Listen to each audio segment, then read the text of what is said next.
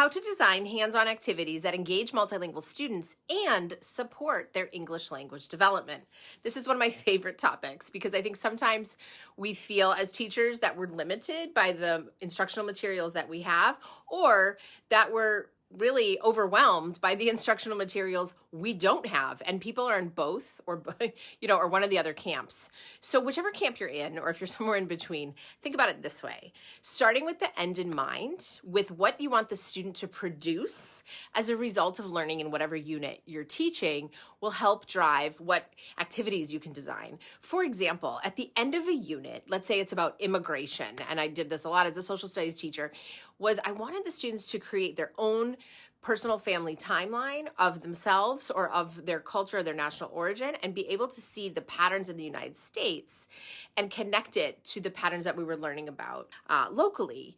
And so with that being said, the whole unit moved up to that. So we were working with timelines along the way. We were listening to community members tell their immigration stories. We were learning about migration. We were interviewing each other. They were interviewing family members. They were investigating patterns of immigration from their own national origin group or groups.